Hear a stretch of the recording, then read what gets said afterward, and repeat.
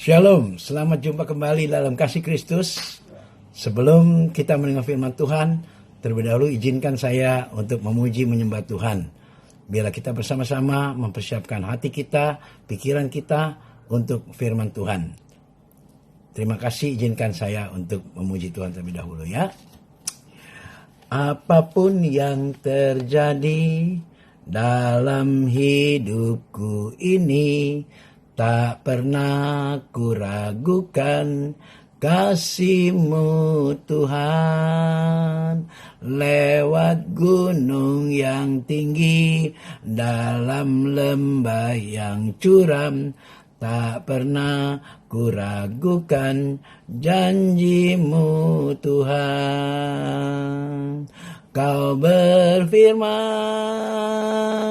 dan sembuhkanku, Kau bersabda dan selamatkanku.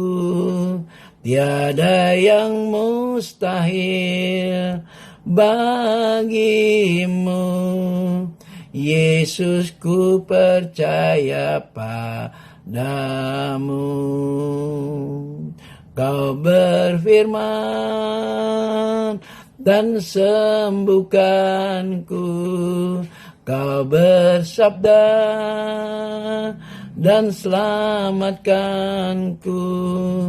Tiada yang mustahil bagimu, Yesus, ku percaya padamu. Yesus, ku percaya padamu. Terima kasih Tuhan, Engkau baik Tuhan. Aku bersyukur untuk kasih-Mu Tuhan. Engkau berikan hikmat pada hamba-Mu Tuhan, untuk senantiasa mengasihi keluarga hamba-Mu Tuhan. Hamba siap Tuhan untuk menjadi suami yang baik Tuhan. Hamba siap untuk mengasihi istri hamba Tuhan selama-lamanya Bapa, untuk menjadi orang tua yang baik bagi anak-anakku Tuhan. Aku bersyukur Tuhan untuk hidup ini Bapa. Sebentar Tuhan, hamba kembali akan menyampaikan firman Tuhan. Pakailah hamba-Mu secara khusus untuk saluran berkat buat banyak orang Tuhan, sehingga melalui hidup hamba-Mu biar nama Tuhan saja yang semakin dipermuliakan.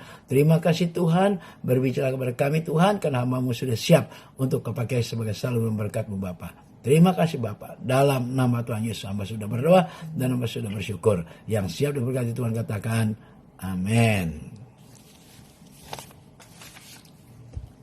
Nah, pada hari ini, Shalom, pertama-tama saya ucapkan selamat jumpa kembali. Saya percaya bahwa Anda tidak akan pernah bosan mendengar apa yang saya sampaikan, karena ini benar-benar adalah firman Tuhan yang Tuhan inginkan kepada kita untuk hari ini.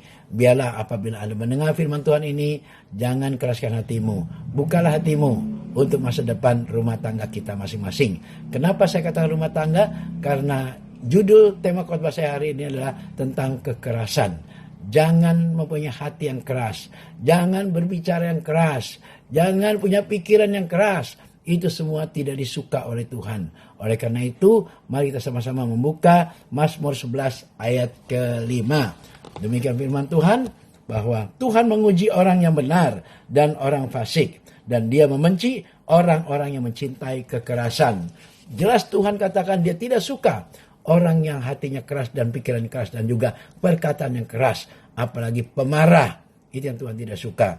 Oleh karena itu, saya ingatkan, walaupun kita bisa tidak berjumpa tatap muka dengan saudara, tapi saya ingatkan, saya selalu ingat dan selalu ingin memberitahu pada saudara semua, orang-orang yang suka marah, orang-orang yang selalu emosian, itu banyak penyakitnya. Oleh karena itu saya ingatkan saudara, jangan menjadi pemarah. Kenapa Tuhan benci kita menjadi seorang pemarah atau emosian? Kita pasti akan mendapatkan penyakit darah tinggi. Itu menghukum diri kita sendiri. Oleh karena itu saya ingatkan saudaraku, sebelum Anda jatuh dalam penyakitan, saya ingatkan, jangan menjadi orang pemarah. Saudara yang dikasih oleh Tuhan, salah satu hal yang dapat memancing amarah Tuhan adalah kekerasan. Kan dalam kitab Malaki, Tuhan katakan, aku benci perceraian.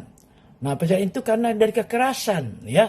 Malaki 2:16. ya, karena keributan, karena kekerasan, karena tidak mau ngalah, itulah terjadi perceraian. Dan mereka yang melakukan kekerasan itu tidak disuka oleh Tuhan. Berarti Allah benci perceraian, tetapi Allah juga benci kepada orang yang melakukan kekerasan. Bukan hanya perceraian aja, Tuhan juga tidak suka pada orang yang suka keras, ya. Karena kekerasan akan menjadi awal dari sebuah kehancuran rumah tangga, ya. Disiplin dan kekerasan tidak harus jalan bersama-sama. Memang kita keras, tapi juga kita perlu disiplin. Karena kedisiplinan itu disertai dengan kekerasan, itu tidak baik. Memang harus disiplin. Hidup harus disiplin, tapi bukan dengan kekerasan, ya, dengan caci maki, kata-kata kotor yang tidak layak untuk diucapkan oleh seorang Kristiani. Saudara tahu, saya sebagai hamba Tuhan, maaf bicara bukan menyembanggakan diri. Kata-kata yang kotor, kata-kata yang tidak layak untuk didengar, hampir tak pernah saya keluar dari mulut saya. Kenapa? Karena saya takut mulut saya tidak kuasanya lagi. Oleh karena itu, kenapa doa saya selalu dijawab oleh Tuhan? Karena saya anti bicara tentang kekotoran-kekotoran duniawi. Jangan berkata, saudara. Kisik-kisik sama saya, Anda tanya apa yang dimaksud dengan kata-kata kotor itu. Nggak akan saya bicara. Tulis pun saya nggak berani, saudaraku. Kenapa? Saya mau menguruskan diri saya seperti yang Tuhan mau. Supaya doa saya dijawab dan Anda diberkati Tuhan. Karena kalau doa saya tidak dijawab, Anda malas mencari saya untuk minta didoakan. Betul tidak? Oleh karena itu saya harus menjaga diri saya harus bebas dari kekerasan. Karena disiplin itu bicara tentang ketegasan. Tetapi kekerasan itu bicara tentang sesuatu yang menyakitkan dan dapat mendatangkan bencana, saudaraku. Coba kita buka Roma 2 ayat 5. Roma 2 ayat ke-5. Roma pasal 2 ayat ke-5 demikian. Tetapi oleh kekerasan hatimu yang tidak mau bertobat, engkau menimbun murka atas dirimu sendiri pada hari waktu mana murka dan hukuman Allah yang adil akan dinyatakan.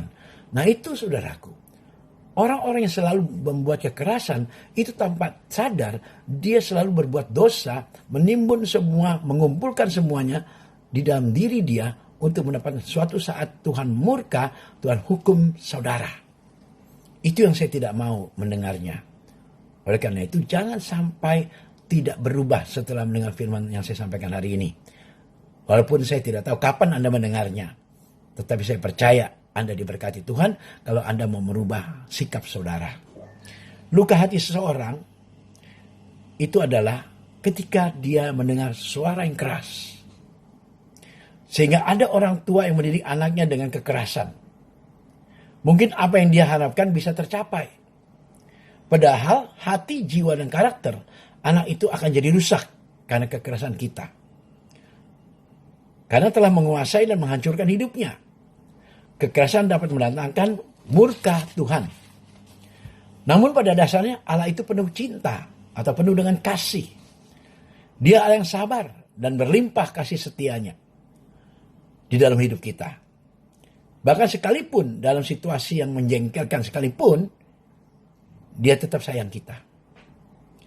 Dari apa yang kita kerjakan dalam keseharian kita, maka kita jumpai dan kita alami bahwa kadang-kadang kekerasan itu ada dalam hidup kita.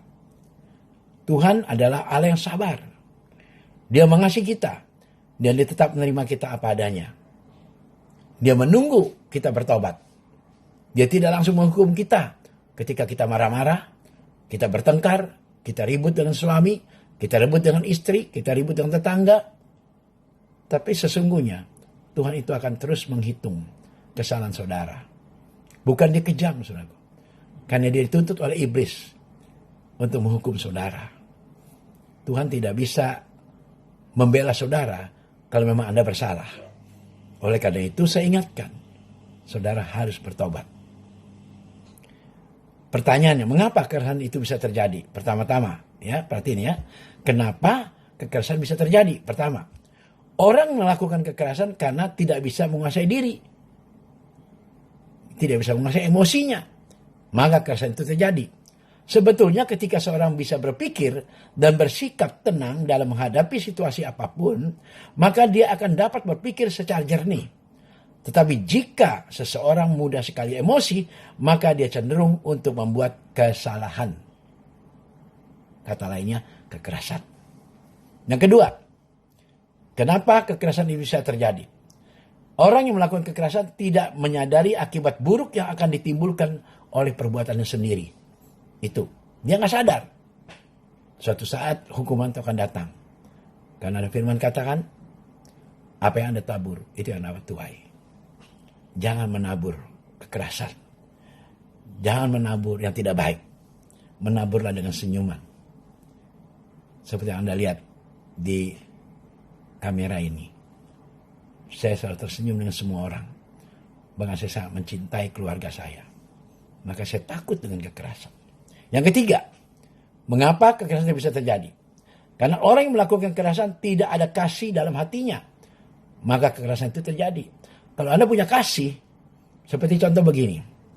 Saya suatu saat kan bisa aja istri maki saya karena saya salah. Karena saya lupa membawa masker. Bisa aja. Lupa pakai, lupa bawa.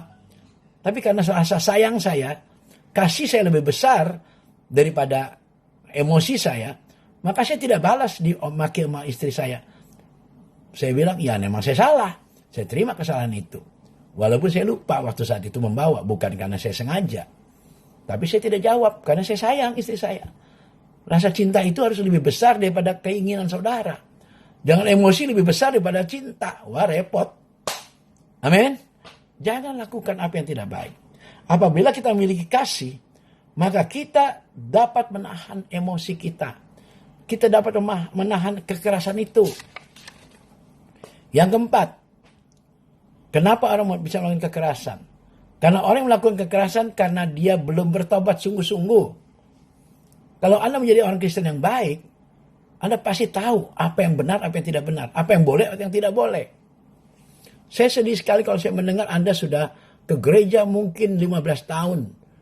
Sudah kenal saya 10 tahun lebih. Tapi masih tidak berubah.